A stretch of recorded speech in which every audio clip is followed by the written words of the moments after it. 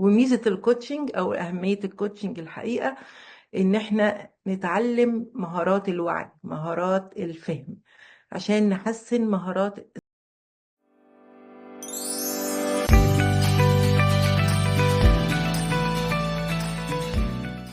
بسم الله الرحمن الرحيم. أنا شهر والنهاردة بنتكلم عن الفرق ما بين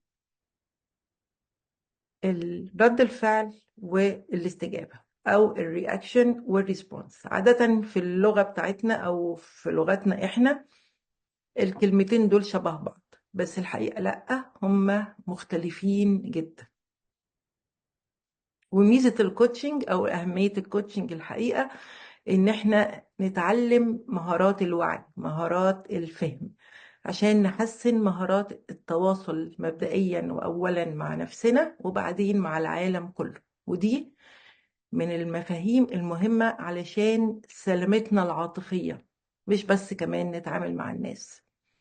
خلينا ناخد شوية أسئلة. امتى حسينا؟ أكيد كلنا حسينا إن احنا مش عارفين نتحكم في عواطفنا. أوقات بنتصرف سلوكيات تدمر علاقاتنا، أو نتعامل بردود أفعال مش مناسبة للموقف أو مش منطقية. ففي الغالب ده المعنى إن احنا بنتعامل بمعنى ردود أفعال. هي دي كلمة ردود أفعال. وفي الغالب في مسافة كبيرة قوي في حياتنا احنا مش بنشتغل عليها كتير ما بين الحدث أو السبب واستجابتنا له. عادة بننطلق بسرعة الصاروخ تحت أي موقف بنستجيب، والمسافة دي لما بتكبر حياتنا بتبقى أحسن. هي دي مسافة التفكير. في العادي احنا ما بنفكرش فيها قوي. في واحد كان بيقول أنا لو بفكر في كل أفعالي المتهورة كان زماني بس كنت سألت نفسي أو قلت لنفسي بس يا ريتني كنت خدت نفس. يعني على قصر كلمة خدت نفس كان قراره ممكن يتغير. من هنا هندخل على الفرق ما بين ردود الأفعال والتعاملات أو الاستجابات. رد الفعل بنسميه تفاعل عاطفي، يعني حاجة من غير عقل. وده اللي هنتكلم عنه النهاردة. له استخدامين. الأولاني إن احنا ندافع عن نفسنا والبقاء على قيد الحياة من أي خطر. التاني التعامل مع حياتنا اليومية، وده الأخطر والأكثر انتشار. يعني ده اللي بنعمله طول النهار. في الحقيقة كناس متخصصة في علم النفس بنسمي ده التفاعل العاطفي أو العدوان العاطفي أو جرائم العاطفة.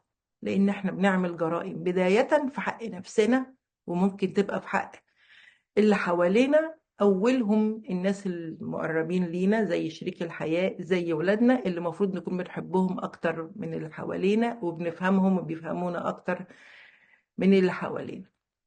بدليل إن خناقاتنا خصوصا مع شريك الحياة بنلاقي نفسنا مش عارفين نسيطر، بنصرخ، بنعيط، نقول كلام مؤذي، نرمي، وفي نفس الوقت بنبقى قاعدين عقلنا بيقول لنا ايه اللي انت بتعمله ده او اللي انت بتعمليه ده.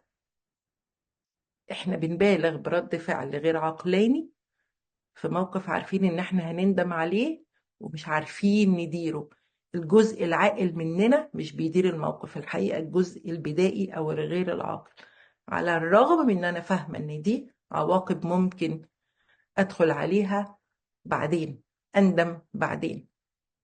يبقى انا في موقف عواطفي اللي بتسيطر عليا مش العكس. هي دي لحظات العدوان العاطفي. ليه بيحصل؟ ليه رد غير منطقي لشيء مضايقني بطريقة منطقية. رد الفعل العاطفي او العدوان العاطفي بيحصل نتيجة تصرف غير منطقي لشيء منطقي، عشان نبقى فاهمين احنا واقعين فين. بنسميه احنا حاجة زي الضباب، بنسميه الضباب الأحمر عشان ندي لون خطر. لأن احنا في أي حاجة بتزعلنا بنعتبر إن ده تهديد على حياتنا، فبنتعامل معاه بمنطق رد الفعل. أنا متضايقة بسرعة متجاوبة، وبسبب رد الفعل ده بغلط. ده مختلف عن العدوان اللي انا مقصداه. في ناس انا دلوقتي بتصرف بعدوانيه غير مقصوده، لكن في عدوان مقصود الناس بتعمله لما اكون رايحه اهاجم على حد، قصده اني اضايق حد او قصده اهجم على حد. عاده بيكون هجوم قاسي مفيش فيه ندم ولا شعور بالذنب. انما ده الهجوم العاطفي ده او العدوان العاطفي دايما بعديه ندم وشعور بالذنب. يبقى ده استجابه اندفاعيه لاني متوتره وغضبانه ومستفزه وعندي احباط وعندي شعور بالتهديد. قصاده بعمل هجمات من الغضب موجهة لمصدر التهديد اللي أنا حسيته من الشخص وتفر الشخص ده مين أو من الشيء. فبتبقى سلوكيات غير مناسبة للشخص أو للموقف وخصوصا للناس القريبة. فنعمل بقى نبقى عندنا فوران بقى من الغضب، على الرغم إنه عادة بيبقى بيعبر عن وجع داخلي، إما من الشخص نفسه إن أنا زعلانة منه قوي، أو إن أنا شخصيا موجوع من شيء تاني. فبخسر بطريقة مؤقتة السيطرة على عواطفي والسيطرة على سلوكياتي. قصاده أتكسف وأحس بالذنب مجرد ما أهدى. أو يحصل عنف أكتر في البيت، أو يحصل عنف أكتر في حواليا، وأبقى من الشخصيات اللي بترمي غضبها في كل حتة، بنسميهم بيوزع غضبه على الناس اللي في الشارع. من هنا الفرق ما بين رد الفعل والاستجابة أو التعامل. كل معنى من دول حاجتين مختلفين، كل حاجة فيهم ليها استخدام، بس ما ينفعش كلهم يبقوا طول النهار استعمالي لرد الفعل. عشان نفهم بقى هندخل يعني إيه رد فعل أو رياكشن. رد الفعل حاجة مباشرة سريعة، بنسميها تفكير بدائي، حتى بنسميه تفكير الزواحف لأنه مفيش فيه توقع للي جاي. بتعامل بغريزي، بتعامل بان انا حاسه ان في خطر مباشر، حاجه تهدد بقائي، عايز احمي نفسي، عايز احمي اللي حواليا، من غير ما اتعامل بمعلومات ولا خبره ولا استفيد من معلومات حوالين الموقف، ولا اتعامل ولا استفيد من خبرتي انا لمعلومات مشابهه. عقلي الباطن هو اللي بيحركني، ما عنديش منطقيه وما عنديش توقع للعواقب طويله المدى. كمان خارج نطاق شخص. دايما رد الفعل بيبقى مش انا. رد الفعل بقول انا مش انا بطبيعتي بتصرف كده، مش وعي، لانه مدفوعه بمشاعر العقل اللاواعي. طيب، من ضمن الحاجات دي احنا بنقول لو حد بيتصرف برد فعل بنقول بيبقى عامل زي الاطفال، بيتصرف زي الاطفال، بيعمل رد فعل، لان الاطفال عقلها ما عندوش خبرات، فكل حاجه الطفل بيعملها بتبقى دفاع عن النفس او دفاع عن البقاء، هو شاف كل حاجه خطر. فالناس اللي بيبقوا بيتصرفوا كده بنقول بيتصرفوا زي الاطفال. طيب، القسم ده في تفكيرنا مهمته تجنب الأذى، البقاء على قيد الحياة، يا إما أقاتل يا إما أهرب لأني حاسس بخطر. بيعتمد على حرارة اللحظة، مفيش عواقب زي ما قلت، مش مدروس، مش شبهي، حاجة مش شبهي. طيب، مواصفاته إنه بيتعمل في ساعتها، موقف في ساعتها، رد الفعل في ساعتها، ببقى عامل زي عربية الإسعاف وحياتي كلها عبارة عن مستشفى طوارئ. ده الاسترس بتاع ردود الفعل، دايما كل حاجه بسرعه لازم تتعمل، دايما رد فعل عنيف جدا وسريع جدا. وحياتي كمان بتتحول لده، لان انا عايزه كل حاجه تتعمل بتلك السرعه وبتلك المشاعر، ان انا عربيه اسعاف وان حياتي مستشفى طوارئ. طبعا نتيجه ده مشاكلي بتزيد، صراعاتي الداخليه بتزيد، مشاكلي مع اللي حواليا وعلاقاتي بتزيد. نيجي للريسبونس او الاستجابه.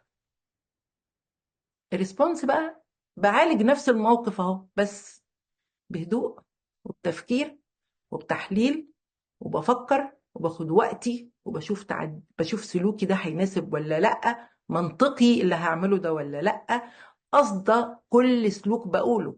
الرد الفعل انا مش قصده 90% من اللي بعمله، انما الاستجابة انا قصده اتحكم في كلامي وفي رد فعلي وفي وعي وفي قراري، بغض النظر عن قوة الاستفزاز أو قوة الموقف. يبقى الاستجابة برد فعل يتناسب مع اللي بيحصل، الموقف نفسه ما يتغيرش، رد الفعل الاستجابة بتختلف. ليه؟ لأن وأنا بفكر ببقى هنا واعية بقى جدا بستعمل أنه جزء من دماغي، الجزء المسؤول عن اتخاذ القرارات السليمة والتخطيط وتقييم العواقب. عمري ما باخده في نفس الوقت ولا بيكون فوري، وببقى عارف بعديه هكسب ايه او هخسر ايه، فما فيهوش ندم كتير لانه مدروس وهادي وعقلاني. عادة ما بندمش. باختصار، الاستجابة او الريسبونس هو جزء كبير جدا من وعي انا وتوازني، ودايما بيعبر عن انا، بيعبر عن مشاعري، بيعبر عن شخصيتي، بكون انا. طيب، بما ان انا عرفت ان في حاجه اسمها رد فعل او رياكشن وفي حاجه اسمها ريسبونس، ايه اللي بيخلي الناس تشتغل اكتر على رد فعل؟ ببساطه لانه اسهل. رد الفعل ما بيحتاجش طاقه، ما بيحتاجش مجهود افكر حاجه كده، عقل ما بيفكرش، فانا مش هبذل فيه اي مجهود نفسي ولا عقلي، بقوم داخل من غير حاجه ضبط نفس ولا من قوه عقليه ولا بحتاج اي حاجه ولا اعتبار للي حواليا. فما فيش مجهود ذهني فعلي بقوم بيه حتى لو بخسر، بس هو فعليا بدايته ما فيهاش مجهود، ده حاجه كده كأن في خطر، فما عقلي ما بيشتغلش من الاساس. وعقلي هنا مشغل رد الفعل الافتراضي، كل حاجه ماشيه برياكشن بسرعه بغض النظر هيجرى لي ايه، وده اسهل على عقلنا. انما الريسبونس او الاستجابه عايزه طاقه، وعايزه قدره على تحمل الموقف، وعايزه رغبه على السيطره، عايزه جهد، عايزه قوه. والعادي ان احنا ما نبقاش عندنا الطاقه دي كتير، لانها ممكن تيجي واحنا مرهقين، واحنا مرهقين عادة بنتعامل برد فعل، واحنا متضايقين عادة بنتعامل برد فعل. وده من ضمن الأسباب اللي كنت بقول السعادة مش مطلب، مش رفاهية. عشان نعرف نعيش، لو انت مش هتكوني سعيدة هتكوني رد فعل. طيب، احنا دلوقتي وصلنا ليه الناس بتستسهل رد الفعل؟ لانه ما بيشغلش عقلي وايزي، ما فيش فيه مجهود، فجأة بخ موقف حصل او ما انا راضي. طيب، كمان جسمنا ودماغنا متبرمجة من واحنا مولودين على ان احنا بسرعة بسرعة ناخد رد فعل اسهل عليها. من ضمن البرمجة لان ربنا حاطط فينا ده عشان يحمينا، يعلمنا لو في خطر من بدائيات الخلق، يعني حيوان، اعصار whatever، فالحمايات كانت اضعف، فرد الفعل لازم يكون اسرع. انما احتفاظنا بيها وتعاملنا في الحياة اليومية، في تعاملاتنا اليومية، هو ده الغلط، لان احنا بنتعامل بالحاجات الغلط في المواقف الغلط. اسبابها، اسباب ان احنا بنعمل كده، اول حاجة العادة، ان انا اتعودت اكون رد فعل، فبقى ده سهل عليا وعقلي متكيف على ده وبمارسه بشكل متكرر، فبقى ايزي عليا. اتنين، زي ما قلت في الاول، الضغوط والتوتر الكتير المتكرر يخليني دايما رد فعل، لان انا ما عنديش طاقة افكر، مش قادرة. كمان نقص الوعي. نقص الوعي ان انا مش فاهمة قوي نفسي، مش عارفة اعبر عن روحي، مش عارفة اسيطر على سلوكياتي، ما عنديش وعي بذاتي، مش عارفة انا ايه وايه غلط عندي وايه صح عندي.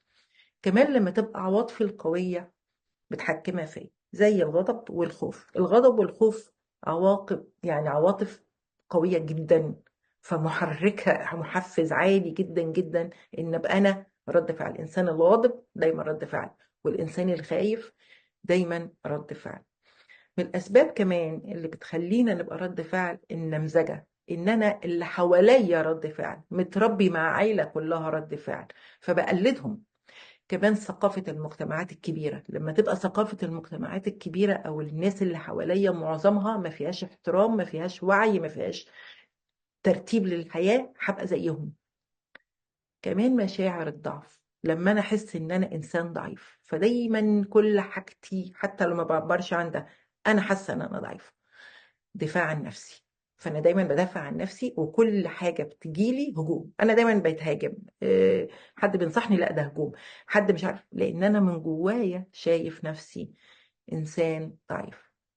عشان كده قلت زي ما كنت بقول ازاي ببقى انا عامل زي عربيه الاسعاف، وحياتي عباره عن مستشفى طوارئ كل اللي فيها حالات خطر، فكلها عايزه رد فعل. يبقى عشان نفهم بقى المعنى ده، ليه فهم الفرق ما بين الرياكشن والريسبونس او رد الفعل والاستجابه هو اللي هيخلي حياتي شكلها ايه. الاستجابه هتغير حياتي ازاي، هتخليني بفكر ازاي اتعامل مع الدنيا، ازاي اتعامل مع اللي حواليا كلهم هيتعاملوا على اساس سلوكياتي ووعي للفرق ما بين دول في الدنيا. طيب اللي بيخلي الناس تتعامل كمان برد فعل او احنا نتعامل برد فعل غير ضغط الحياه والغضب الشعور بالذنب، كمان الخوف من حكم الناس عليا لان انا مش حاسس اني مطمن. لما يبقى الناس هتقول عليا ايه 24 ساعة. رد الفعل مخلوق ربنا مديهولنا عشان لما اكون بجري من حيوان زي اسد. انا مش معمول عشان اتعامل مع كل حاجة في حياتي. كمان من ضمن الحاجات اللي بتزود رد الفعل ان انا بضطر اسف ما اعبرش عن عواطفي، يعني عايش في جو حواليا ما اقدرش اكون في نفسي، فدايما مضغوط باني بتحكم في عواطفي، ببين عكس اللي جوايا، بمثل. فده ضغط بيستهلك مني عقلي، فعقلي المستهلك ده مش هيجي يخليني ابدا ابقى ريسبونس، هيخليني رياكشن لاني بهلكه في حتة تانية اسمها اوعي تبيني عواطفك. بس احط التشارجر.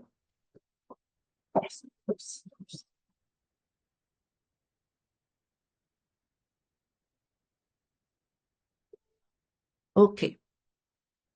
طيب يبقى التحكم في عواطفي والتوتر المستمر، تراكم المشاعر. يعني ايه بقى تراكم المشاعر؟ ان انا بستفز فعلا، يعني في حد بيستفزني فعلا فده بيضغطني وانا ما ببينش، ان انا حد بيضايقني فعلا فبضغطه وانا ما ببينش. انه انا بتعرض لضغوط حقيقية، مش كل مرة انا بس اللي غلط. فالتراكم بتاع مشاعر السلبية دي يخليني أبقى رد فعل. طيب ليه أنا بقى كبني آدم ردود فعلي بتبقى للأقرب ليا، خاصة في علاقاتنا؟ يعني الحقيقة لأني بأمن مكرهم يا إما بالحب يا إما بالاستضعاف، فأنا ببقى دول الفنت اللي أنا بفضي فيه كل رد فعل. يبقى فكرة رد الفعل والاستجابة مرتبطة كويس قوي، يعني very good bond، يعني بأنه فكرتي عن التأثير الكلام مع اللي حواليا أو التصرفات من اللي حواليا عليا، هي دي معناها إيه بالنسبة لي؟ تهديد ولا عادي ممكن أفهم؟ طالما أنا حاططها فين؟ ده وعي، أنا اللي بشوف ده تهديد ولا مش تهديد. طيب ليه ناس كتيرة مختلفة عن بعض، وليه ناس أكتر بتبقى رد فعل أكتر وليه ناس مش رد فعل؟ ليه في اختلاف مع إن ممكن المواقف تبقى واحدة؟ العادي إن إحنا كبشر بنتعرض لده كتير، بس في ناس كتيرة قوي تبقى بس رد فعل. عادة بتبقى أول حاجة للاختلافات الفردية لكل شخص وتقبله للمواقف وتحديات دنيته. يعني حد اتعرض لمواقف أكتر، الحاجات دي أثرت فيه أكتر، دي حاجة بشرية وفردية جدا. اتنين، الناس اللي اتعرضت لغضب كتير في مرحلة طفولتها، اتعرضت لغضب شخصي، يعني كانت غاضبة على طفولتها أو غاضبة على مراهقتها، هي اللي غاضبة بغض النظر هي تستحق الغضب ولا لا. ثلاثة، الناس اللي تعرضوا لأذى لفظي أو جسدي أو جنسي وهم أطفال أو شباب. عادة النوع ده من الناس الكبت بتاع الغضب بينفجر دائما لما بيبقوا مسؤولين، لأنه القيد اتشال من عليهم يبدأوا يكونوا أو يفضلوا رد فعل في حياتهم مع كل الناس. كمان الثقافة المجتمعية والاقتصادية بتأثر. مشاعر الغنى والرفاهية، والغنى عادة مش ضروري يبقى غنى مالي، غنى نفسي. ارتباطنا بمشاعر الغضب أو العار، يعني إيه؟ يعني أنا زعلان من نفسي عشان غلطت في كذا، أنا زعلان من نفسي عشان عملت كذا، أنا زعلان من نفسي إنه أنا ما تربيتش التربية دي، أنا شايفها كده. دي مشاعر العار حتى لو مش مسؤول عنها، بتخليني رد فعل. يبقى احنا لو سمحنا لنفسنا هنبقى نكون رد فعل، احنا بنقول لنفسنا العواطف هتتحكم فينا مش احنا اللي هنتحكم فيها. ولحظة التحكم دي هي اللي هتخلينا نتصرف ضد مصالحنا، ضد حياتنا. تمام. مشكلة رد الفعل ايه في علاقاتنا باللي حوالينا؟ ان احنا بنبقى بنستهلك الاخر، فالاخر ده مش هيستحملنا كتير، فنبدأ مع مرور الوقت نفقد اللي حوالينا كل شوية، حتى لو بنحبهم، حتى لو مش قصدنا، حتى لو ده غصب عني، حتى لو انا شايف ان انا يعني ايه، يعني اتنرفزت شويه. ما انا بطلع وبنزل على ما فيش. لا، ما فيش حاجه بتطلع بتنزل على ما فيش. انت بتطلع وبتنزل على حساب التاني، الشخص اللي المفروض بتحبه. طيب، مشكله بقى رد الفعل انه بيدمر كل مجالات حياتنا، من اول الناس القريبه لحد شغلنا، لان احنا في علاقات في كل حاجه. عندي علاقات في بيتي، وعندي علاقات في بره بيتي، وعندي علاقات في شغلي. طيب، ممكن ناخد مثل عشان نفهم الفرق. يعني رد الفعل مقابل الاستجابة. أول حاجة، حد نقدني مثلا، حد قال لي انت فيكي كذا. رد الفعل اتضايق، ارد بحدة، اقول له لا انت اللي كده. اعتبر ان النقد ده حاجة شخصية. الاستجابة لا، الاستجابة هبص كده الكلام ده بيقول ايه، يعني هل فعلا عندي ده، ولا هو بيقول كلام، ولا عنده مشكلة. فرق كبير. التعامل مع الضغوط مثلا، رد الفعل هطلع زعيقي في اللي حواليا في بيتي، مضغوطه ورايا ورايا ورايا، اصل عندي شغل، اصل عندي مذاكره، اصل عندي. ادي رد الفعل. الاستجابه لا، الاستجابه هاخد وقتي وافكر انا ايه اللي ضاغطني، هنظم وقتي ازاي، هتكلم مع الناس اللي حواليا انا مضغوطه او انا عندي شغل كتير، ارجوكم انا محتاجه مثلا اقعد لوحدي كذا. الاتنين الضغطه ما اتشالتش، بس الرياكشن اتغير. اختلاف في الراي مثلا، حد قال لي لا انت كلامك كذا، ده غلط. في مناقشة أعلي صوتي، أنت اللي ما بتفهمش. الاستجابة لا، الغلط فين. يبقى هو ده الفرق ما بين الاستجابة ورد الفعل. يبقى كل مرة أستجيب معناها أن أنا بتحكم في نفسي، وبعزز قدرتي على أن أنا أكون مسيطر عليا. كل مشاكلنا عادة بتبقى في منطقة السيطرة، التمكين. فهو ده اللي بيخلينا نضعف، ان انا مش متمكنه، أنا مش عامله كل حاجه زي ما انا عايزه. يبقى احنا لما بنكون رد فعل بنبقى تحت رحمه عواطفنا، عشان كده بنسميها هجوم عاطفي وعداء عاطفي. تخيلوا المعنى ده، ان العاطفه بتبقى العدو بتاعنا، وبنتعامل ببدائيه عقولنا، مش بنتعامل مع المعلومات الصح اللي المفروض نشتغل عليها ونستفيد منها.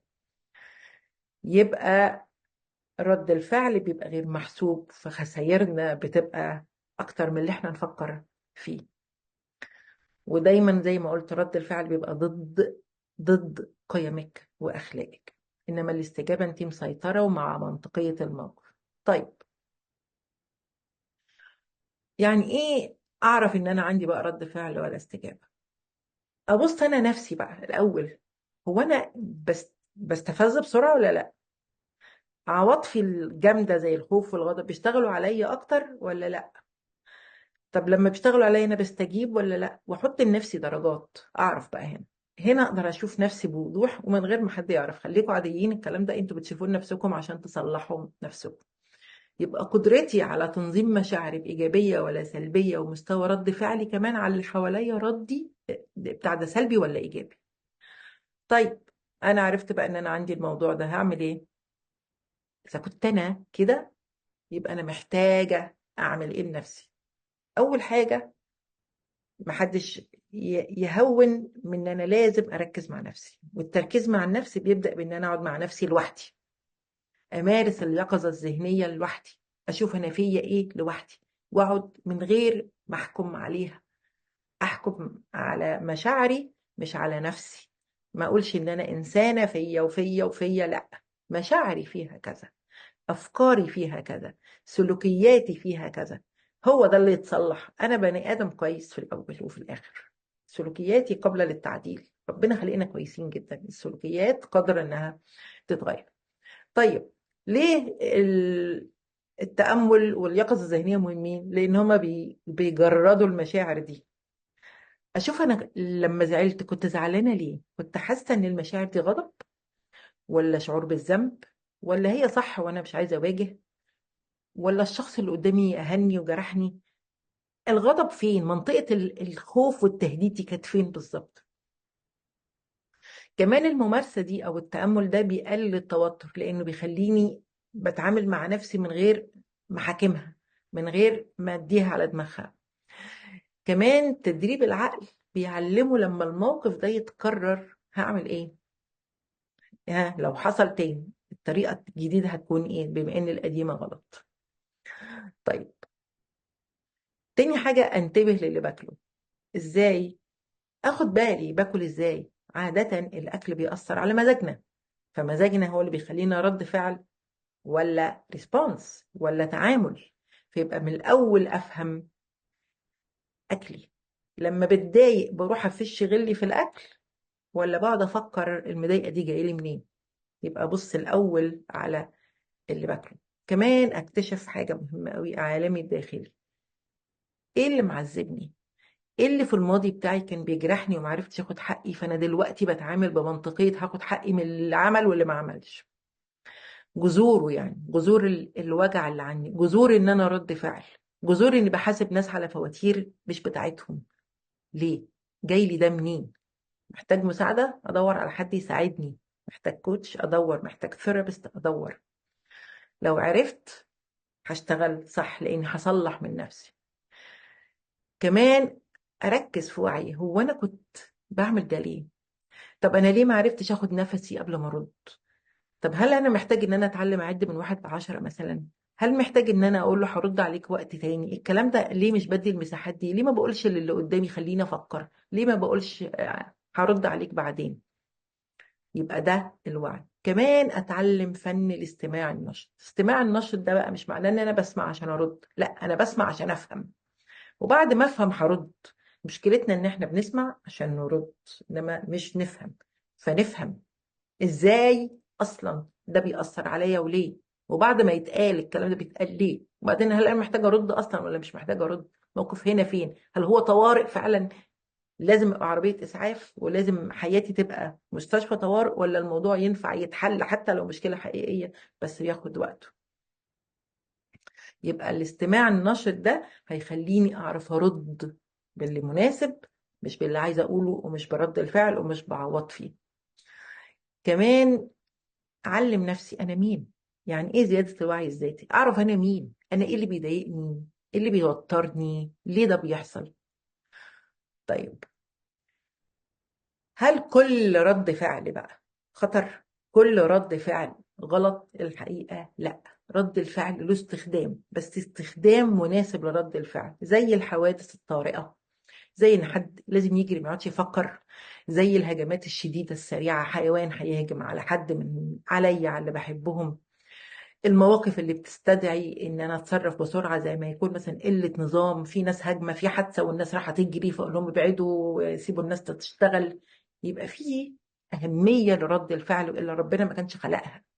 بس لازم نعرف امتى نستخدمها. ما ينفعش رد الفعل ده يبقى يكون هو ده الاستخدام الوحيد في حياتي، ان انا كل حياتي رد فعل. لا، الرد الفعل له استخدام بس مش في كل حاجه. حياتي مش طوارئ، وحياتي مش عربيه اسعاف. ممكن افكر واخد وقتي عادي عشان اوصل للي انا عايزاه. لان زي ما كنت بقول، رد الفعل هو ما ربنا خلقه للهروب او للقتال، يعني للحفاظ على سلامة حياتنا. مش معقول كل سلوكيات حياتنا تبقى تهدد سلامنا، مش معقول كل حاجة هتحصل لنا هتبقى يا نعيش يا نموت. مشكلة رد الفعل هو ده حياة او موت، الاستجابة لا. طيب، هعمل ازاي لو انا كنت كده؟ التمرين يعني ازاي اعمل ان انا هكون رد فعل. اول حاجه محتاجه، هي لها 5 خطوات. اول حاجه هقف واشوف المشاعر اللي حصلت لي دي، اسميها، اديها اسامي معنى. انا غضبانه ولا محبطه ولا حزينه ولا ايه؟ ليه لازم اسميها؟ لاني هعرف اتعامل معاها. الحاجات اللي من غير اسم هيبقى يمين شبهها ايه، اعمل معاها ايه. الغير مسمى اللي ملهاش ليبل. 2، اسمي العواطف بطريقه واضحه، واسالها هو انا غضبانه ليه، محبطه ليه، او حزينه ليه. وبعدين بعد ما اعرف اشوف الاجابه المدروسه بقى. ليه المفروض اتصرف بناء على مواقفي او بناء على فهمي لنفسي. طيب، اذا كنت انا معرضة من الناس او انا من الناس اللي عندي مبالغة في رد الفعل، بتصرف بغير منطقية في مواقف ايفن مشاعري فيها منطقية، يبقى انا لازم اتعلم ليه استجيب. لان لما هستجيب هطلع بره ان انا افقد سيطرتي على حياتي وبره التمكين. محتاجة يبقى انا محتاجة اتحكم في الموقف بالطريقة اللي تخليني اختار انا هعمل ايه. افضل تعامل رد الفعل مش افضل تعامل، رد الفعل اسرع تعامل. رد الفعل عمره ما هيحسن علاقاتي، الاستجابة هتحسن علاقاتي، لان هي هتخليني انا مين. انا مين؟ بستجيب ازاي؟ اهلا اهلا. بستجيب ازاي لكل السلوكيات؟ رد الفعل استجابة، إن رد الفعل رياكشن، انما الاستجابة وعي. رد الفعل مفيش فيه وعي. ليه لازم اتدرب؟ لان هتعلم اخد قراراتي بطريقة ما فيهاش ندم. هيبقى ندمي اقل كتير قوي قوي قوي عن ان انا كل شوية اعمل حاجة واقول انا اسفة، كل شوية انا غلطت، لا بلا بلا. هطلع بره ده. كمان صحتي النفسية هتتحسن، لانه الندم بياخد مني، بيسرقني. الزعل وتصليح الأخطاء والاعتذارات بتقلل من احترامي لنفسي. فهعزز ازاي صحتي النفسية وانا كل شوية اغلط واروح اعتذر واغلط واعتذر او اندم واروح اصلح، كأني بقصر في بيتي وارجع ابنيه واقصر في بيتي وارجع ابنيه. يبقى ده مخصوص لصحتي انا. كمان نتائج حياتي نفسها هتنجح. يبقى الاستجابة هتنجحني، لان قراراتي هتكون دايما او بنسبة اعلى مدروسة. هبقى دايما ببص في العواقب، ببص في الدنيا ماشية ازاي، هعمل ايه. طب ازاي اتعلم؟ ازاي يبقى في تمرين صغير اعمله؟ اتخيل، هتخيل موقف لو حصلت له رد فعلي هيبقى ازاي، واستجابتي هتكون ازاي. رد فعلي هو الاستجابة السريعة، تك تك تك تك تك. طب لو انا خدت استجابة صح، الريسبونس الصحيح هيبقى ازاي؟ بس في دول. واكتب. اكتبوا يا جماعة، الكتابة دي مهمة جدا. اكتب. ساعتها هختار السيناريو بنفسي بقى، فهبقى عارفة مسبقا، عندي بروفة لأي موقف حصل لي، هيحصل لي سوري، هعمل ايه المرة الجاية لأني ذاكرته. يبقى أنا بتعلم أذاكر أهو قبل أحضر. عقلنا بيعرف يميز بين الاتنين دول قوي لو احنا اتعلمنا نذاكرهم، لأن ده هيوجه عقلي إن لما يحصل مش هكون رياكشن، هكون ريسبونس. وساعتها لما أنا أحط له الفرق ما بين دول، هو هيتعامل بالأنسب. هو مش عدوي، بس أنا كمان ما ينفعش أسيبه طول النهار قاعد حاسس بالخطر وفي عربية إسعاف شغالة. طيب، إزاي أتعامل مع الشريك، شريك الحياة، رد الفعل؟ اول حاجه لازم اكون انا بقى هاديه، لان انا مش عايزه ادخل في مشاكل. فهفهمه ان انا مهم قوي ان احنا نحافظ على هدوءنا انا وانت، او نتعامل بطريقه صح علشان نوصل لاحسن حاجه. لان انا متفقه معاك، الاول ابدا معاه بنقط الاتفاق، ما ابداش بنقط الخلاف. لان لو انضميت له ان شاء الله هنعمل احنا الاتنين حفله ردود افعال هايله، وهتبقى هايله وحفله كبيره قوي. نخلص من ده ازاي؟ اول حاجه اديله المساحه، مساحه الكلام ومساحه الرد. اذا كان عنده غضب، افهمه دايما اني متفهمه غضبه، بس ما اقبلش السلوك الغاضب. انا متفهمه سبب الغضب، انما ما اقبلش السلوك الغاضب، لان سلوك الغضب معناه ان انا هستحمل حاجات غلط. لا، هقول له انا فاهمه سبب غضبك، انما ارجوك ما تغلطش، ارجوك ما تتصرفش بطريقه مش مناسبه ليا، بهدوء وبادب وباحترام وبوعي وبحب كمان. اذا كنت انا سبب المشكله او سبب الغضب، اقول له ان انا هفهم، ولو انا فعلا قصده هعتذر، ولو مش قصده لازم هوضح وجهة نظري. الاول انا هو طمنته وحسسته ان انت مقبول، وحسسته ان انا متفهمه الغضب حتى لو انا كنت سبب الغضب. اهم من ده كله حافظ على هدوئي انا، عشان ما ادخلش معاه في الدايره واوزع غضبي انا كمان عليه. كمان اخلي الامور تبان هاديه، واقول له ان انا عندي تقبل نفسي في البدايه، بحبه في البدايه، عايزاه في البدايه، انت مهم في البدايه. يبقى هو يبدا، ابرد اطفي النار، وبعدين اشرح بعد كده واسيبه يتكلم. يبقى دي اول حاجه هقول له عليها. طب ماذا لو ان انا معايا بقى اشخاص كتير، او دي عايزه اخد بقى بروتوكول كده اشتغل عليه في حياتي. بما ان عندي في حياتي ناس مجرد ردود افعال، اول حاجه اتواصل معاهم، اقلل ردود الفعل، اعلمهم انه رد الفعل بيعمل مشكله معايا، ان انا هفهم منك لو انت شرحت لي الموقف، مش هفهم منك وانت زعلان.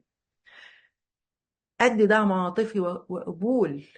الدعم العاطفي ليه؟ لانه دايما اللي غاضب ضعيف، دايما رياكشن لاني خايف، رياكشن لاني حضرتك انا حاسس بخطر، في خطر يمس، بغض النظر صح او مش صح، بغض النظر الخطر ده حقيقي او مش حقيقي، انما المشاعر اللي حصلالي حقيقيه. فانا محتاج ده. انا ضعيف وخايف وحاسس بالتهديد. الرياكشن ما بيجيش غير بالتهديد بس.